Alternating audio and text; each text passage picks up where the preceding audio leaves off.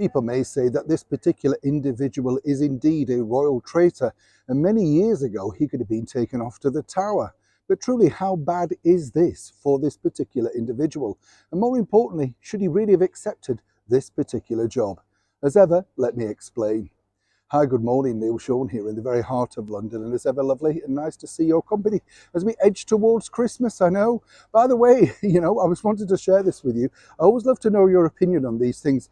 Do you remember getting vouchers when you were a kid? And now, I don't know if you know this, but when you go and buy a voucher, they just give you like a scan code and stuff like that.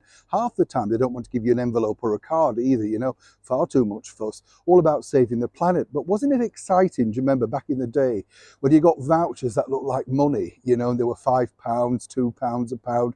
They're always given by aunts and uncles and stuff like that. Really a pleasurable gift that you could sort of think, oh, I finally got some money, and you kind of felt excited. I don't know about you, I know it's a generational thing, but once they take these things away, they never come back.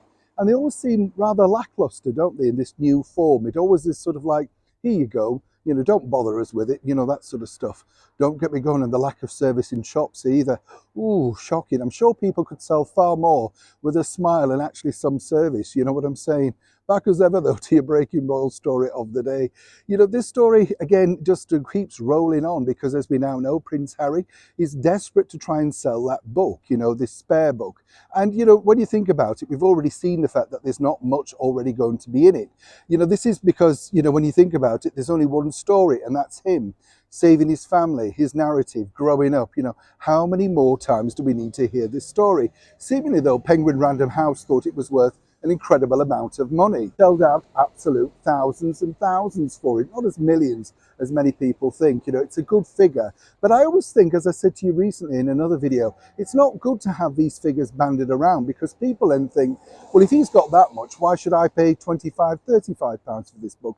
I know it's on discount for as little as £10 in some places, but nonetheless, there's a lot of landfill that's going to be filled with that particular book, isn't there? But it's this man here that's now being deemed very much a royal traitor, once a very close friend of both William and Harry. He was last seen on screens, particularly with royal connections, interviewing the then distressed Duchess, Meghan, who he had rehearsed all of those questions with in advance. She knew exactly what he was going to be saying, and it was a pure acting job, as ever, we have to say, allegedly. But once again, he's now agreed this deal to sit down to make this, allegedly, an event of the year so far, already in 2023. Incredible, isn't it? A sit down to discuss Prince Harry's book. So just to clear things up and make it very clear for you, so you possibly do not need to watch this particular interview, all questions have been forwarded to him in advance. All questions have been shaped. There will be some rehearsal time. There will be no surprises, and the narrative will be purely from the perspective of Prince Harry. There's no journalistic integrity, as we saw with Tom previously when he interviewed Duchess Meghan, seemingly because he was willing to go along with that particular story. A little bit like Oprah Winfrey and the rest, never questioning their narrative. What it is now, of course, it's this new word, isn't it? Their truth. Their truth, as I've said to you before, can mean many different things. My truth could be that I'm a lottery millionaire. I'm not, but I could say that, couldn't I? But that's my truth. You get the picture. So for those that over at ITV that are really thinking they've got the scoop, well, there were very few people that were very keen on this coronation year to sit down with, of course, Prince Harry.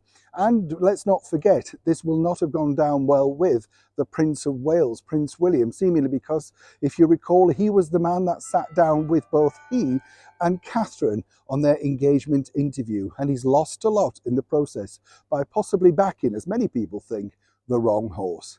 As ever, when I know more, you'll know more. Neil Sean in the very heart of London.